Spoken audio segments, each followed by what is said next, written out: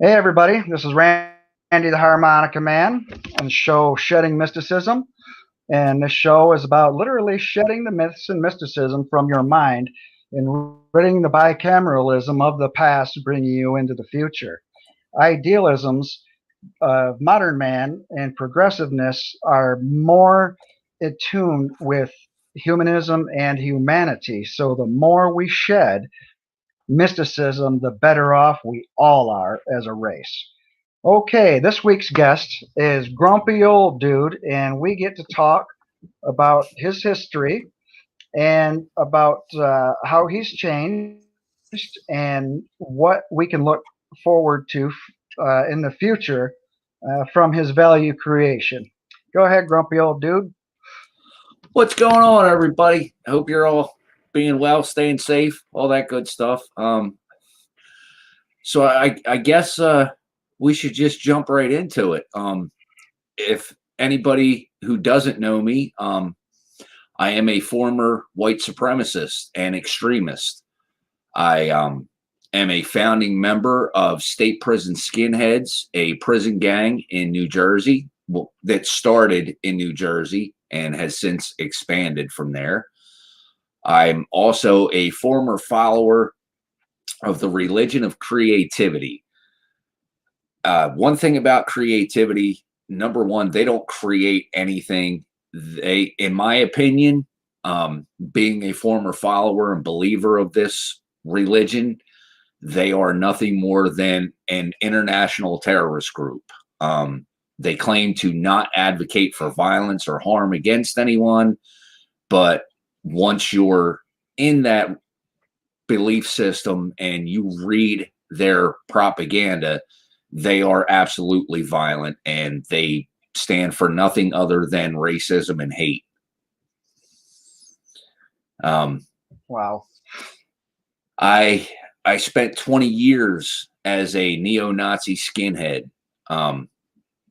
Most of that time was in prison, but even after prison, I was still semi-actively involved, with those politics and ideologies. In 2012, I completely walked away from that movement and decided that I was not going to live my life that way anymore. In 2018, my beautiful wife, Amber, talked me into getting on YouTube and giving that a shot and putting a message out there. I did that for a couple of months and then restarted my channel in 2019. And of course, I call myself the Grumpy Old Dude, the GOD, and I mostly try and speak out against hate groups and racism and just try and build a better world for everybody.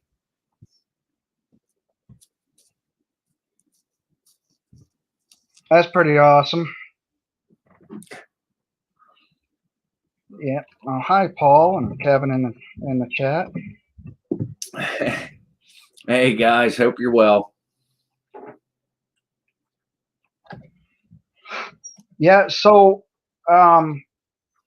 yeah, and this channel is about getting rid of some of those things too, and not just studying what we've done in the past as human beings that were foul, but what are we going to do to correct them? And I want to move along, creating new knowledge and creating new value, starting new things to help people out, and you're doing that too.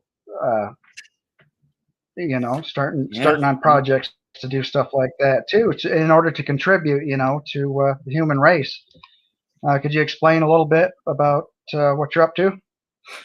I have a new show on my channel called The Formers. When I started this show, everyone thought it was going to be people like myself, former extremists or, former gang members, white supremacists and whatnot. But it isn't. It's a show to promote activists in any field. And pretty much to help form a better world for everyone. I've had a friend of mine, Garnett, that was on my show, who spoke about the opioid crisis and how it's affected her children and her life. I'm going to do a live stream Tuesday on my channel. Amber and I are going away this weekend to celebrate her birthday, which was yesterday. Happy birthday again, hon. Cool. But Yeah, happy Tuesday, birthday. I will be back up here doing a show on the formers. I'm hoping I can get a guest from, pretty much any Native American tribes or organizations, activist organizations. Hoping somebody will reach out to me and come on my show. I want to discuss the case of Leonard Peltier.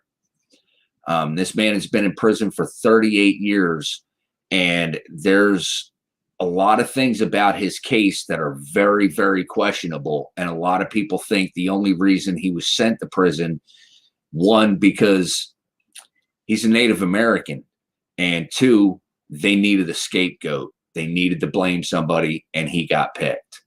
So I'm going to look into that case and discuss that, and hopefully bring some light to this situation and see if we can't get him some help, because I really do, in my opinion, not only as a former convict myself, but knowing a little bit about the law, because I did get certified to be a paralegal while I was in prison so I could fight my own case.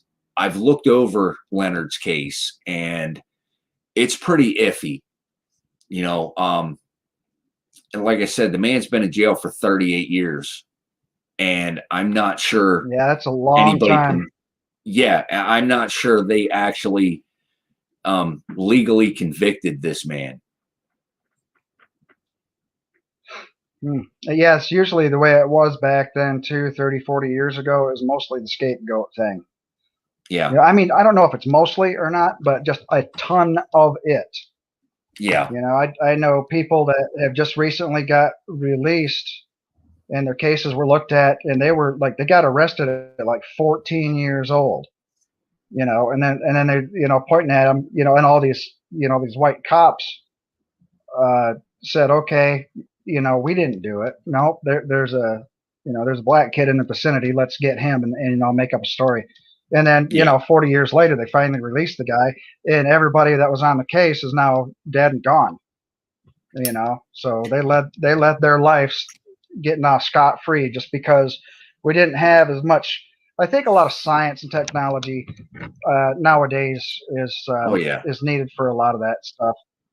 But there's still, like in my hometown, cops hide evidence and things like that. I've had several people like get hit by a car. Next thing you know, the store across the street has lost all of its video recording as soon as the police show up and shit like that, just because it was their buddy's kid who was driving the car drunk. So got a lot of Boss Hogg and Roscoe shit going on. Yeah, and to let everybody know, I went to prison in 1991 in New Jersey. My original conviction was for first-degree involuntary homicide, better terms, manslaughter. There was a guy beating up his girlfriend. I intervened. He pulled the knife on me, and I defended myself. And while doing so, I took this man's life. It was heat of the moment thing. I do have a extensive martial arts background, and they held that against me at my trial. This person's father was a sergeant for the state police, and my family was pretty much known for causing trouble, getting in bar fights and everything else. I myself did all kinds of dirt when I was younger. I was in and out of trouble when I was a kid. So they pretty much used this as an excuse to finally get me. I didn't help myself at the time because I ran. It took them couple of days to catch me, actually. And they caught me after I tried to steal somebody's car. I tried to literally carjack somebody and ended up getting a whole separate sentence for that. I did fortunately get the homicide charge overturned. That's not even on my record anymore. That's completely expunged from my record.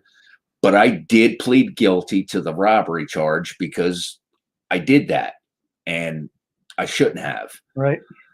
You know, I owned up for it though. And all total, I spent, 12 and a half years in prison for that. Now I have been back to prison since then. I currently live in Pennsylvania, and in 2009, Pennsylvania tried to sentence me to 22 years to life imprisonment for standing in the street asking the police to shoot me and get it over with. Apparently they claimed that, they claimed that I was attempting to murder police officers by asking them to shoot me. And, and Were you armed or anything? I had a pocket knife in my hand telling them, shoot me right here and get it over with. Oh. And I never got within 21 feet of them. There's dash cam footage in the whole 9 yards. Now I have pretty long arms, which, helped me out back when I used to be a semi-pro fighter, but I can't reach 21 feet. That's nobody quite can. a distance. But so I'm fighting against racism and hate groups, and at the same time I am actively trying to fight for justice reform and prison reform, and to reform the police in this country. Our entire system is broken, and a lot of that revolves around systemic racism and classism, and it has to end. This can't continue like this. We have just millions of people in our prison system, and I can't even imagine how many people are actually in prison that don't deserve to be there or don't need to be there. Yeah, I agree. And most people agree in this country, actually. And prison should never be a for-profit thing. If you go on the news and study, what's the guy, Lester Holt, he went to some prisons, and they're telling everybody 6 cents a day for picking carrots all day long. And then they had to make budget cuts, so they went down to 2 cents per day. Come on. And then these guys are there for life, for like a joint in a glove box or whatever. And then they're, and then they just keep right on making excuses to get them back in there. And is what it is it's slavery for profit.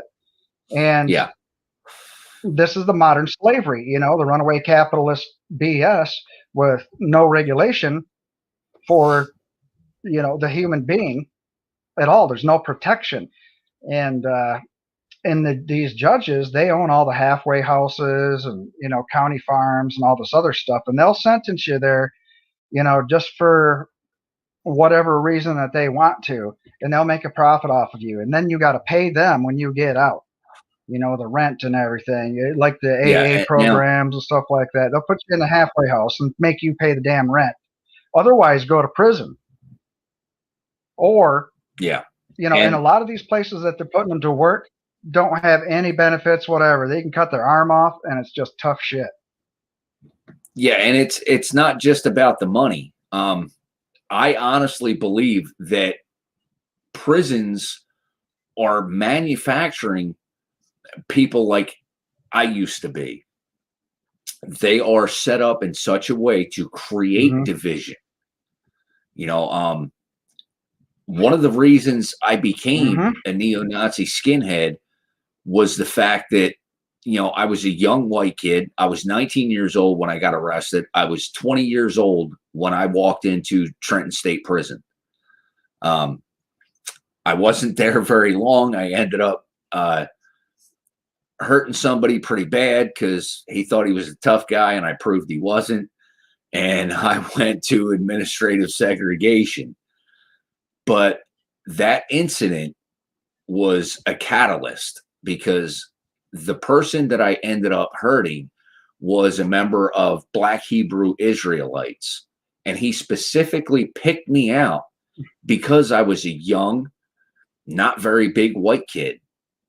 And, I hear this all the time. Black people can't be racist because they don't have systemic power.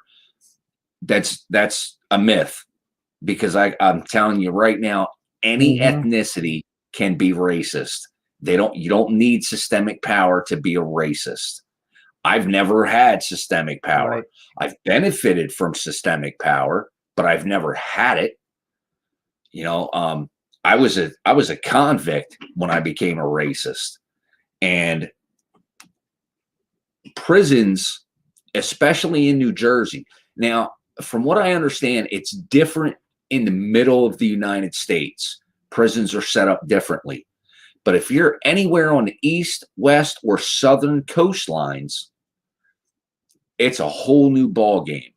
There's all kinds of different gangs. They keep everybody separate. New Jersey, being a white man and being an active, known member of a skinhead organization, they would not put me in a cell with anybody that wasn't white, because they knew something bad was going to happen. Right. And I don't think it should be that way. I think whatever they're doing in states like Illinois and Nebraska, everybody needs to take a closer look at that, because they don't have the gang violence and the racial issues that prisons on the coast have. Everybody lives with everybody. Your ethnicity doesn't determine who your cellmate is. And I like that idea, because that can create dialogue. That's quite a bit better. Yeah. That'll create dialogue, and dialogue will lead to understanding. And we need that. That's the only way we're going to beat this evil thought process, is through talking and understanding what fears do these people have. And I get it. Not everybody wants to sit down and talk to a neo-Nazi skinhead or, whatever group they belong to. I get that. It's not for everybody. But if you run into them on social media, on Twitter, Facebook, whatever else, engage them. I hear a lot of people in the atheist community talking about, well, I'll debate a Christian or a Muslim or this, that, or the other thing. Debate these people. Ask them, what do they honestly believe? And you might be surprised by the answers you get. And they're very, very simple things to debunk. Right. Take a chance and talk to somebody once in a while. Yeah.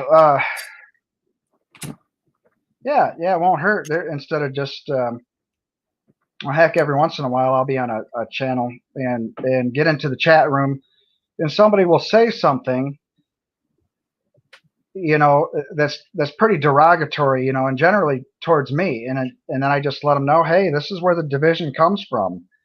Why do you hate somebody so bad? Where's your big bad enemy coming from that you've been told to have? And what makes you think, okay, well, for instance, one person said, everything is the fault of the left and they're doing all the stupid stuff. And it's like, what makes you think that? The left hasn't been in power. And have you seen anything in the past 4 freaking years? So why are you feeding into that still? Just the problem has nothing to do with politics in the first place. So let's, Yeah. stop that mentality and come together and actually fix the real problem at hand instead of making each other enemies for no reason whatsoever. That's just stupid. Yeah. And one thing that I get beat up for a lot, and I'm going to keep saying it. I don't care. You can beat me up all you want. Everybody that keeps saying this is why nobody likes white people, because white people are racist. The majority of white people aren't racist. There are a lot of racist white people out there, but the majority of white people aren't racist. Right? The ones that are, a lot of that does actually come from fear. It comes from fear that they think people are trying to breed them out of existence or whatever. It's propaganda that's been pushed for Mm-hmm. a long, long time. A Probably couple of hundred generations years. even. Yeah, it literally Yeah. generations. Especially here in the United States, 1865, when the Ku Klux Klan was founded, that's when the propaganda started here that they were trying to destroy the white Mm-hmm. race. And it's been going ever since. We're talking over 100 years. And people believe this. It's a very simple thing to debunk, though. If there was some giant conspiracy to get rid of the white race, why are we still here after 100 years or 150 years or whatever it's been now? We're still here. We're still the Yeah. majority. If people were trying to breed us out of existence or do away with the white race, we would not be the majority in this country. It's Yeah, especially after a couple hundred years. yeah, Especially, it, with immigration and stuff too, you know. So, you okay. know, I know there's a white people factor about that too, but for the most part, I think people who are not white are um, more likely to come to this country, to have a better life. So I think the immigration thing is, I don't know. I'm gonna say off the top of my head, maybe 75% brown, Yeah. in any different way. And then you got your Europeans and stuff like that coming over here still too, and having dual citizenship, whatever. Um, but yeah, we're not gonna be bred out of existence soon. Anybody in the chat though, I'm gonna try. I mean, anybody want to breed? That's fine by me. I'm not sure what my wife is going to beat me for. I don't know what I did this time, but I don't know. yeah, I don't know what I did there. Now there's a couple of different things that I like to try and debunk if I am talking to somebody within that movement or whatever. And one of the other things that I like to try and debunk is this whole myth about a Jewish world order or Jewish occupational government, whatever they want to call it. That's just one of the dumbest things that I've ever come across.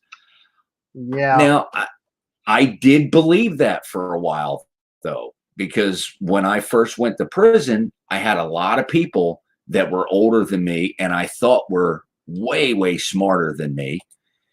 And then I realized that they really aren't. Um, they Right. they have a lot of You a notice lot that of later on. yeah, they have a lot of propaganda and stuff, and that's all it really is propaganda. And one of the Hmm. things another one of the things that I debunk is this whole thing about white people being the only true human beings on this planet and all the other ethnicities are separate species of hominid.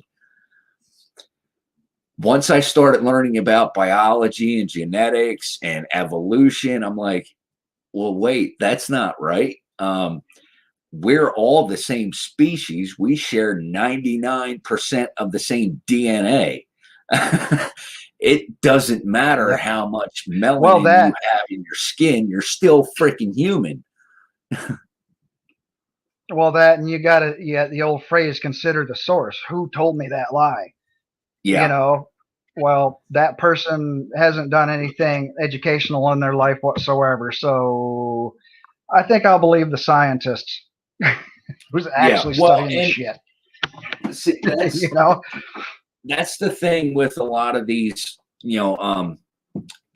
racial hate groups, is they rely on this, outdated and a lot of times pseudoscience that somebody manufactured somewhere, in their mom's basement or whatever, and made it look legit and said, oh, Dr. So-and-so found this, and, whatever, I can't remember, whatever doctor measured, brain densities back in 1829 or whatever, and found this. And there's none of that stuff is in 1938 by Hitler. Yeah, none of that stuff is valid anymore. Actual science, proves that none of that is valid. But of course, their argument, their counter argument is, well, that's what the Jews want you to believe. Listen, man, the Jews don't have that kind of power around the world. I'm sorry to tell you. Like, I don't know where that came from or where that started. End of World War II, basically, is where it started. But I don't know what makes these people still believe that the Jews are running the entire world. That's simply just not true. It's just not. No, there would be so many things that are changed that we wouldn't even recognize as society right now if that were true, and it's not. So here we are. Yeah. Now, have you ever seen Cheddar Man? No. Okay. All right, you're gonna have to help me out. I'm gonna share this screen for you. Yeah. And go ahead and click on that. Okay, this is Cheddar Man. Now, what would you consider, this person to be, ethnically speaking?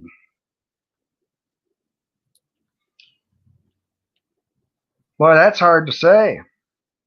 I would say probably South American or Inuit or Eastern Middle Russia. How would you feel if I told you Cheddar Man was found in England? Really? Yes. So technically, this is an Englishman. Now, I can't remember the dates or anything. I'm sure Critical Cripple or somebody in the chat will probably know the date that he was found and how old he was claimed to be and everything, how old they figured him to be. I can't remember, but yeah, that's Cheddar Man, and he was found in England. So I like showing that. Now, did they base his DNA with the level of melanin that he had in his DNA or whatever? Did they measure that and then get his skin tone from that way?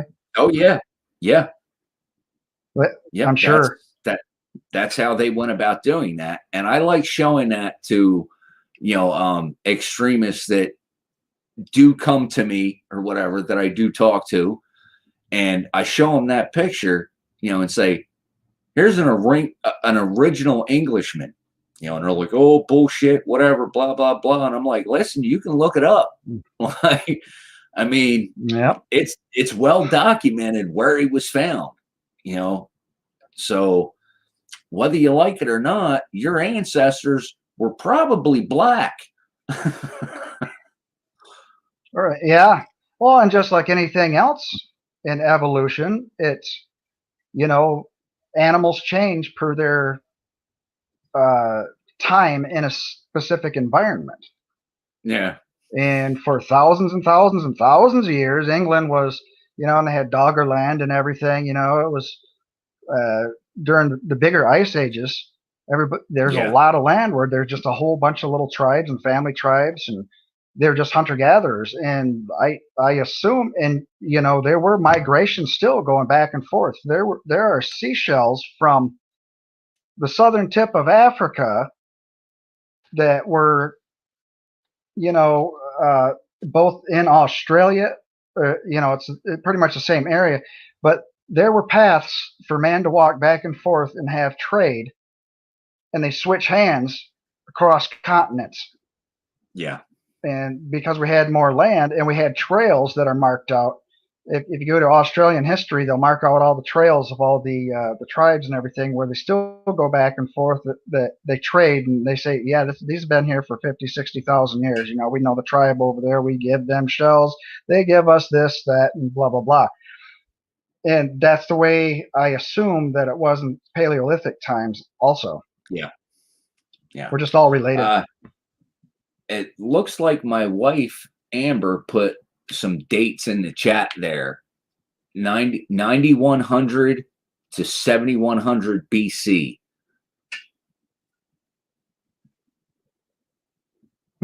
So yeah, Cheddar Man was there. That really wasn't long time. Yeah. Yeah. That's about the time. Yeah, they had the hunter-gatherer tribes. Mm-hmm. Because societies were developing shortly after that around Mesopotamia, around 12,000 BC, when they're finding the first Gobekli Tepe or something like that, and a lot of the ruins are along the Tigris River and stuff like that. So those are 12,000 BC. So 14,000 years ago, compared to 91. Or 71. But yeah, people were just everywhere. They're just different. And the ones with more technology won every single time, just like in this country. I mean, the European Americans first got here, we just genocided the crap out of everybody that was in our way in our industry and needing the resources, and then we decimated millions upon millions of people, kicked the rest of them off their homes, put them on reservations, made treaties with them. And the American government was the ones that broke the treaty every single time, as far as I'm aware of. Every single time. And it's usually because an industry wanted to move in there and get some resources there too. Yep. So, and we still have problems to this day of poverty in reservations, and things like great big pipelines going through water supplies that kill entire areas off, just so a few people on the planet can have a monopoly on energy resources to sell it back to us. So instead of having the science to do better, help the actual environment and humans and stuff like that, no, we can't stop the engine going. We need them fossil fuels, and we're going to destroy all of you to do it. Yeah, frustrating pretty much. As hell.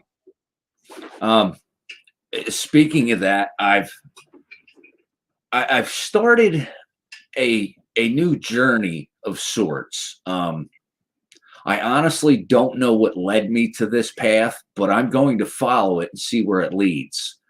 I've been kind of going back and forth on Twitter with a couple of different Native Americans and indigenous organizations, and I'm learning a lot. And I was thinking about this the other day. all these people that I usually go up against, they want to claim, well, if immigrants are going to come to our country, they need to learn our language. They need to learn our customs. I was born here in the United States. I was born in New Jersey. And I don't know the languages or the customs of the native indigenous people in this country. You know, I know the language and customs of Europeans, not of this country. So I'm taking it upon myself to reach out to these people and ask them to let me learn, you know, help guide me, teach me your languages, teach me your customs. I want to learn, because knowledge is power. And if I'm going to be here on what is technically their land, then I think it's only fair that I learn their ways. Yeah, that's a good point. I don't know if I got the time to do that myself because I'm on other projects, but I've always been an advocate for that, you know, and I've always wanted to know, you know, other customs and languages are just fascinating to me.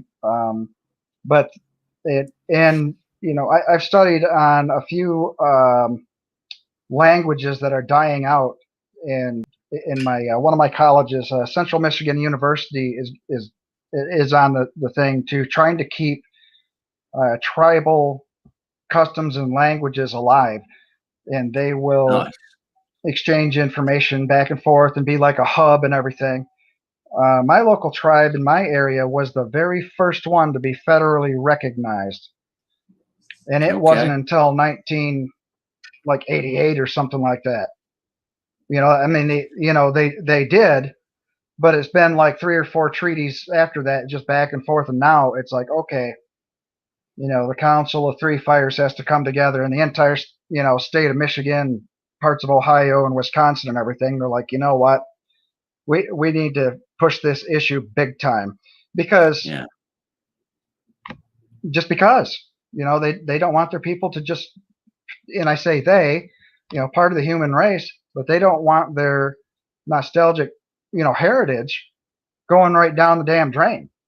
Yeah. You know, and they got a lot of knowledge and everything that needs to be addressed. And, you know, I'm here to help also, you know, with my relatives and stuff, but I'm more about having to hold a tune. Being a musician. Oh, you know what I needed to do? Here's what the problem is. I know why I feel a little bit off today.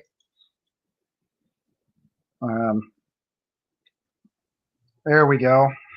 There you go. That's where we're at today. Not on the other channel. And to answer my wife's question in the chat, I've learned that it depends on who you're talking to, whether or not they prefer Native American, indigenous, First Peoples. Some people prefer that, you know, you call them by their tribe. Lakota man, you know, they prefer that you use their tribal name. And now, one thing I've learned, none of them get offended if you call them Native American. They will simply say, well, thank you, you know, or indigenous or whatever. They will say, well, thank you, but I prefer this. You know, it's almost like dealing with someone from LGBTQ community. You know, if you accidentally misgender them and they correct you, just try and be aware of it. You know, same thing with, you know, our indigenous people here in the United States and in Canada. If, you know, you call them Native American and they say, I prefer First Peoples, just be aware of it, you know, but they won't get bent out of shape if you slip up and say, oh, my Native American friend. And they're like, hey, it's, you know, I'm First Peoples, you know, oh yeah, that's right, I forgot, you know, and they're like, no big deal. Yeah, it depends. Yeah, it depends personally. But in general, you know, we have the the big name for, a couple of tribes, the Ottawa, Chippewa Band Yeah. of Indians that they call Yeah. themselves. And I don't know if that's just to be federally recognized or what they got going on there, or that it has been, Michigan was even back in the 1700s, it's been a highly industrial area. And so I think and the natives here traveled back and forth from side to side, getting in different bays and lagoons and whatever.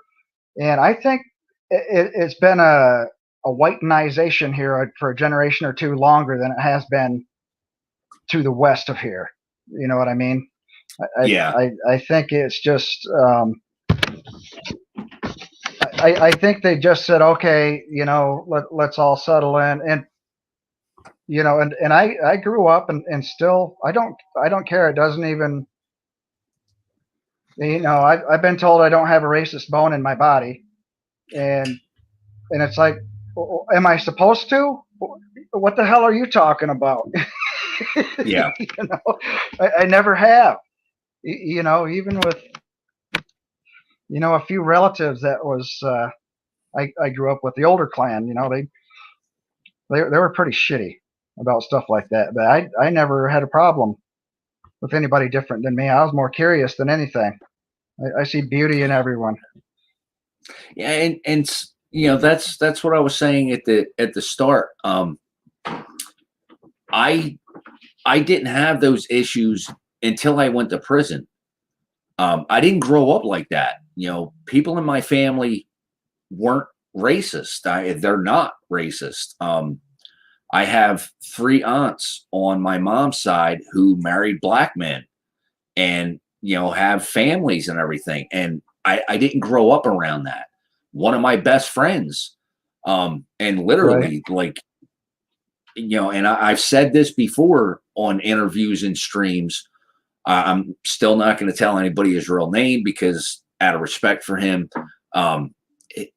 he was a black man, and I would fight, kill, and die for this man. He's my family, and when I Right. went through this whole thing with becoming a skinhead and, going along with World Church of the Creator, I literally had to fight to keep my relationship with this person, because guys would call me out and be like, yo, why are you over there sitting with the enemy, and talking to him and everything? And I'm like, listen, put your hands on him. I'm going to take you out. And they're like, well, if you go talk to him again, you're going to get sanctioned, which meant I was going to get a beating. And I'm like, whatever, bring it, and I'd go talk to him, and we'd have a fight in the shower or the barber's room or something like that. And I'd go back a couple of days later, talk to him again, and we'd fight again. And eventually it got to the point where everybody was like, listen, he's not going to quit talking to him. Just let it go, because he's just going to keep coming back. Right. Might as well give up. Yeah. So it was a weird existence. Like, I was pushing this neo-Nazi idea, but at the same time, I would not sever ties with this person. Right. Period. And that comes from pure D hell freaking indoctrination. Yeah. Yeah. And that's ladies and gentlemen, and every gender in between, puppies and kittens, that's how it works. Or should I say, that's how it don't work. Yeah. And these are the things that we need to really think about in our society to correct. Because it's true, you get into those places and you're not being rehabilitated, you're just learning how to be a better criminal. Yeah, I knew I knew a lot of people who came through the system when I was in New Jersey, and they had no concept of being racist. They really honestly did not. This whole critical race theory thing that, white children are racist by the time they're 3 or 4 years old or whatever. That's bullshit. Because I knew plenty of grown ass men in their 20s and 30s who came to prison, and they weren't racist until they got in the prison system, and they would hear, Black Hebrew Israelites and Nation of Islam members and, 5%ers talking about white devils this and white devils that. And then I would come along, or somebody like me would come along and be like, hey, you know why they say that, right? And we'd start feeding them propaganda. The next thing you know, this person who might have been in there for something stupid, some petty ass drug charge or something, he's now, a far right extremist because he went to prison. Yep. Totally change a person's life for the worse. Yeah. And we need to fix that. We need an overhaul on our prison system, both state and federal, because a lot of people go to federal prison for white collar crimes or whatever. And the next thing you know, they're coming out and they're shilling out money for these freaking hate groups because they got indoctrinated. Yep. Yep. It's a sad state of affairs. It really is. Yeah. Okay, we've been at it for 45 minutes now. Do you want to open up the chat to see if anybody wants to join in on us? And probably, Sure. Yeah, if anybody's interested. Let me get the link here. Or if anybody's got any questions. Yeah, if anybody wants to come on in. There you be. I'd kind of like to have other people's input on these topics as well. That's why, this is kind of like an after party kind of thing, but it just flows into one stream, so we don't gotta, all get lost here. So I kind of like people to join in and say, I agree, I disagree, or this happened, one time when I was a kid or whatever, I run into this situation, that kind of thing. Kind of like all the knowledge, with people actually saying, okay, this is the real deal. This is what actually happens in life. This is okay. Now, what are we going to do to correct the problem together? And that's why, shedding mysticism. Get the. So we have a dual chambered mind. Check out Julian Jaynes. What was it? The something introduction to consciousness and the bicameral mind.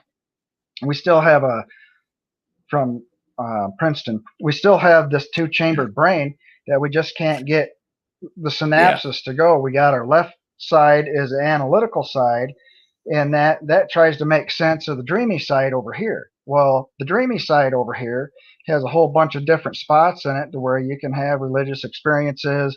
It's your emotion control center, I think.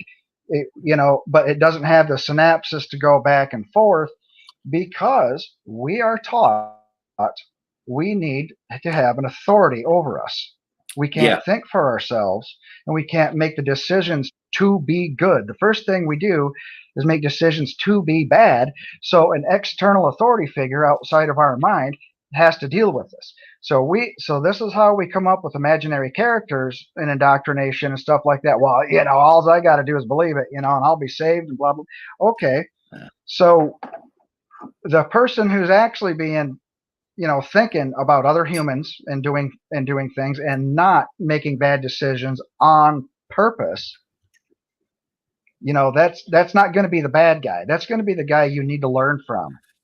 What are you doing to making these perceptions turn into conceptions and not needing external guidance to help you out from any, a judge or a priest or anybody else who don't know. I mean, you go find out the sciences or whatever, that's fine. Go to the source.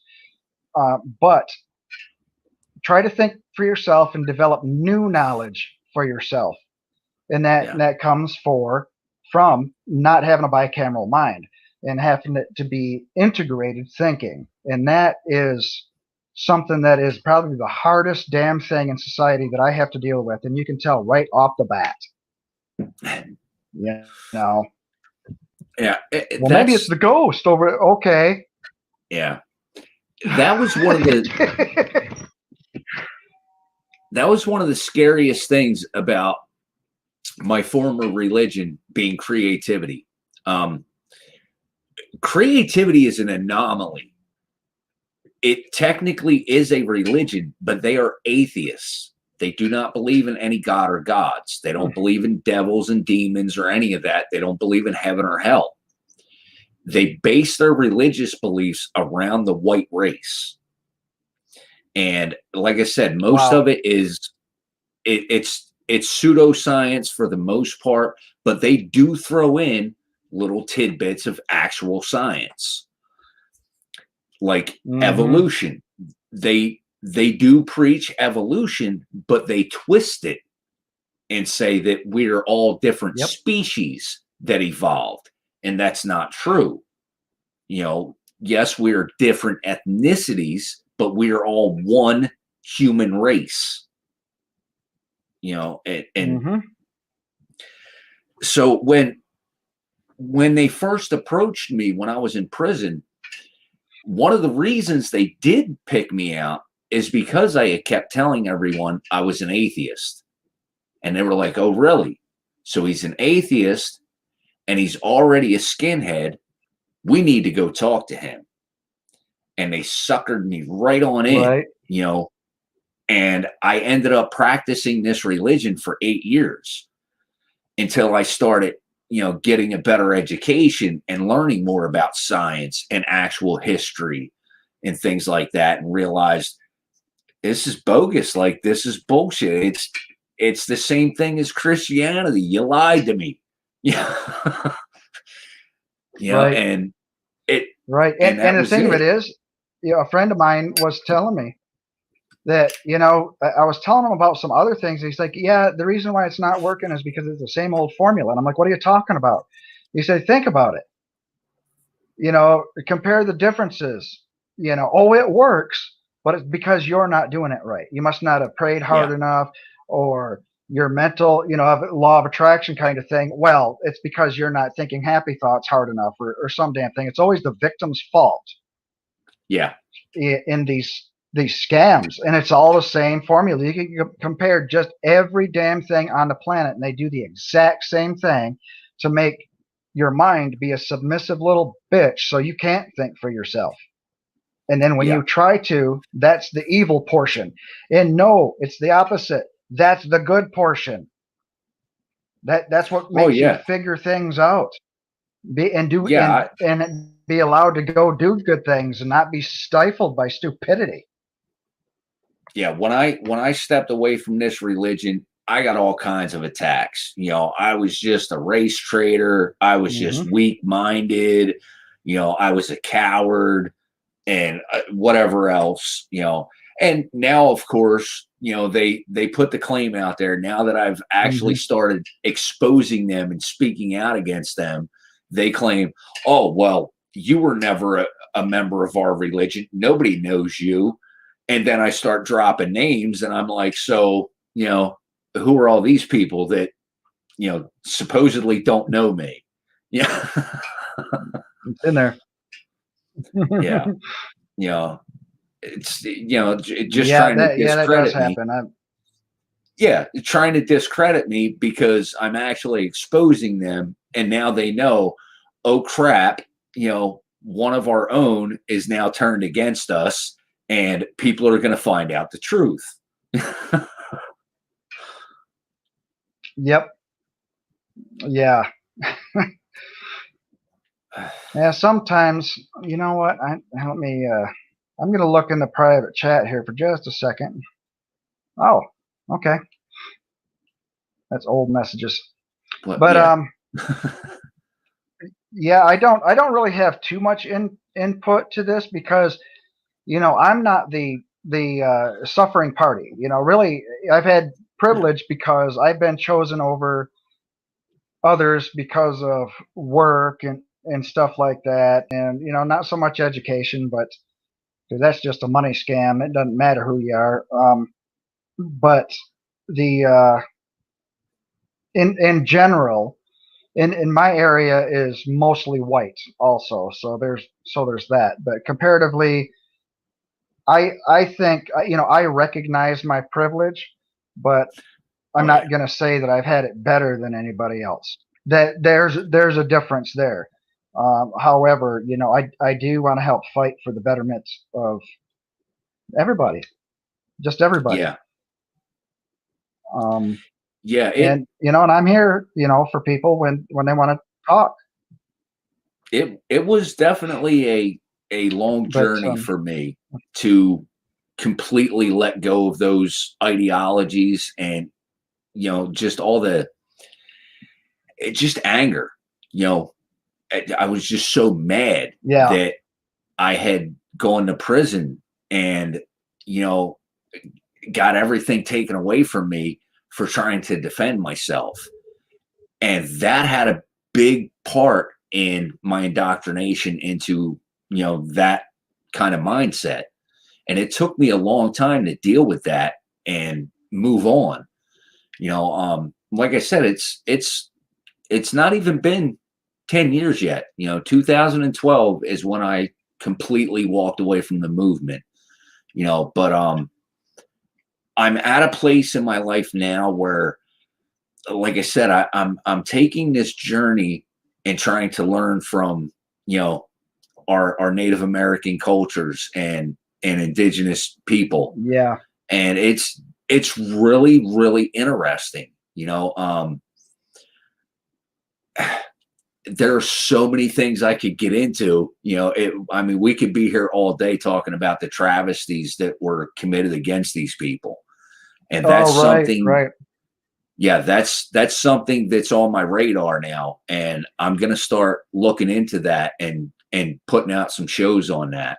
I'm Good. trying to I'm trying to spread my channel out, not to just focus on hate groups per se, and specifically, either white or black hate groups. I want to spread this out and talk about victims of racial violence and intolerance. I want to highlight that and bring awareness to it. Right. Yeah, yeah, and I want to do stuff like that too. And starting off with this channel, it's about the getting silly ideas out of your head and have the Yeah. beginning steps of moving forward. And that is a great time to segue your channel and whatever else you got going on. And you can put it Okay. in Well, the stream and in the chat here too if you want. That'll show up later on if somebody wants to watch let in the me future. They get your channel too. let me get this up here. So, I am the grumpy old dude. I have a YouTube channel.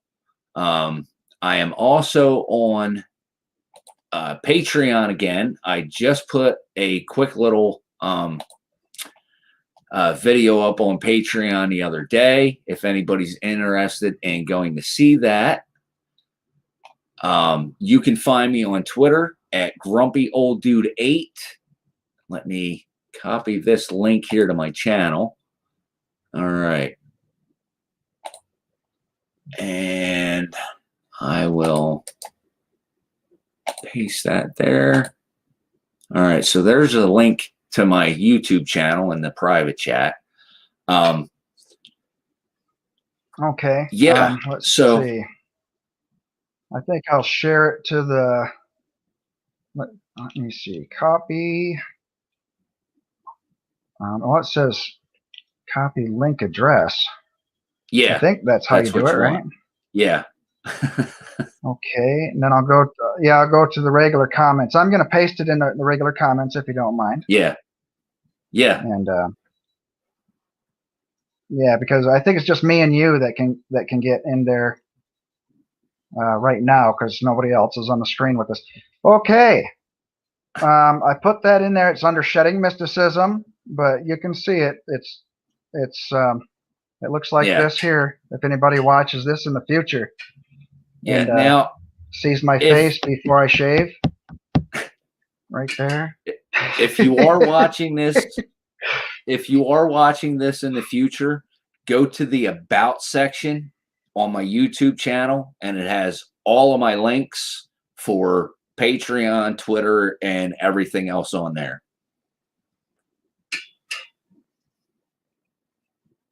Cool. Cool. Okay. I think if there's nothing else to add to this, I'm gonna shill myself, and then I'm gonna close the channel down, and then you and I can say our goodbyes afterward.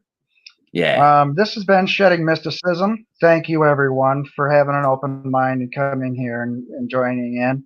I hope you take these little tidbits of golden nuggets of advice with you. Think about it and start to spread some joy with your fellow human beings. Actively do something. Thoughts and prayers Yes. don't do shit. Get off your ass, go out there and help somebody change a tire or something. Okay. You can get on my other channel, the Harmonica Man. I'm not going to put the links in here because they're in the description already below. Also, the description has the Grumpy Old Dude's channel on here too, as far as I know. If not, it's right here. But all my stuff is in the description below. And go there. And there's one thing too that remember, I'm starting off. The Lavender Lady. Well, it's kind of shitty computer stuff. But anyways, the Lavender Lady charity want to get her some much needed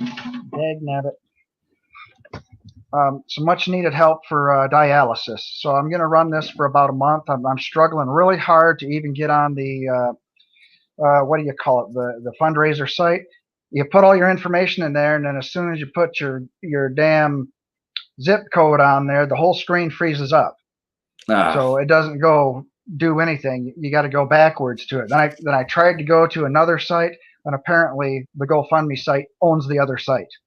So it did the same thing. It just circled right back. So if anybody knows how to get a good charity going without a bunch of unnecessary fees and fines from dumbasses who won't even answer their help section, let me know by all means, because somebody's got to do something, like take action right now, and that's me. Go to my description below, randallmagley@gmail.com. That's going to be the hub, and everybody can do their own thing in their own area.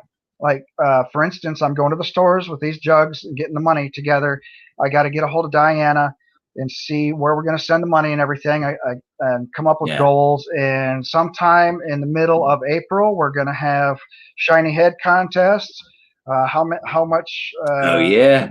Multiple channels going all at once, seeing if who wins the donation of the day or whatever. You know, like 25 or 50 bucks gets a free music lesson from me, the Harmonica Man. Some other folks might say, hey, you know, I'll volunteer to shave my head and have a shine off with you if you toss in $1,000 or whatever.